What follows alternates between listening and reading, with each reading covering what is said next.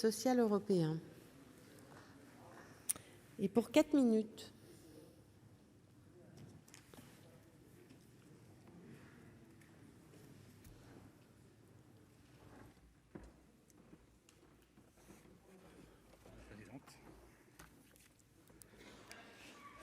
Madame la présidente, madame la secrétaire d'État, monsieur le secrétaire d'État, messieurs les rapporteurs, chers collègues, au moment où nous examinons les crédits de la mission Solidarité, insertion et égalité des chances, permettez-moi tout d'abord de saluer l'engagement des associations et des bénévoles qui œuvrent chaque jour auprès de nos concitoyens les plus fragiles.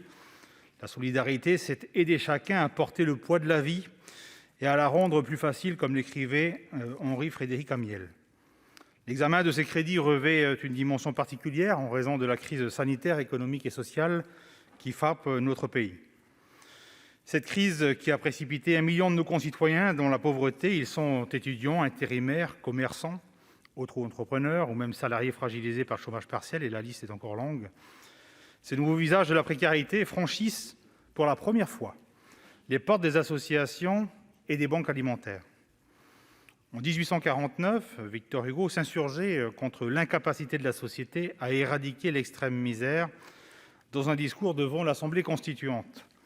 Un siècle et demi plus tard, et malgré les différentes politiques sociales mises en place, nous ne pouvons que constater notre échec à détruire la pauvreté qui, depuis quelques décennies, ne cesse de croître.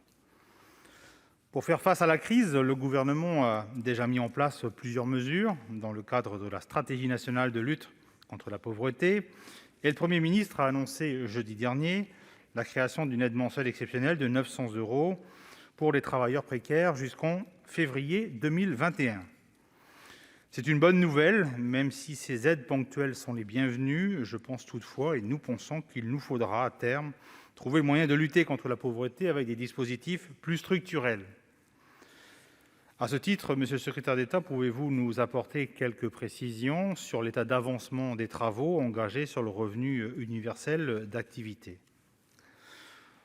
En matière de lutte contre les violences faites aux femmes, je note avec satisfaction l'augmentation conséquente des crédits et le renforcement de la lutte contre les violences sexistes et sexuelles, alors que le nombre de violences intrafamiliales s'est accentué avec le confinement en faisant de ces victimes des otages sans répit. Les chiffres sont alarmants. Entre le 16 mars et le 10 mai dernier, le numéro 3919, destiné à conseiller et orienter les femmes victimes de violences, a reçu près de 45 000 appels, soit 3 fois plus que les mois précédents. Pendant cette période propice aux violences, de nouveaux dispositifs salutaires ont été mis en place pour permettre aux victimes de briser le silence. Je pense notamment à l'ouverture d'espaces d'accueil éphémères dans les centres commerciaux, aux dispositifs d'alerte en pharmacie, à la mise à disposition d'un nouveau système d'alerte avec la possibilité d'envoyer un SMS au 114, ou encore la mise en place d'une ligne d'écoute à destination des conjoints violents ou s'apprêtant à le devenir. On ne peut qu'appeler à la pérennisation de ces mesures, parce que la fin du confinement ne signe pas la fin des violences intrafamiliales. N'oublions pas qu'en France, une femme meurt tous les 3 jours sous le coup de son conjoint. C'est pourquoi je salue l'ouverture du 3919 24 heures sur 24 et 7 jours sur 7 d'ici l'été prochain pour tenir compte du décalage horaire avec les territoires ultramarins. Il devrait également devenir accessible aux personnes sourdes ou ayant des troubles du langage. Cette mesure est très attendue. Pour autant, je partage l'inquiétude de la Fédération nationale Solidarité Femmes et des associations qui craignent que le service ne sorte fragilisé de cette procédure et que la rentabilité économique ne finisse par l'emporter sur la qualité du service d'écoute. En conclusion, le groupe RDSE votera les crédits de la mission. Merci. La parole est à monsieur Alain Dufond.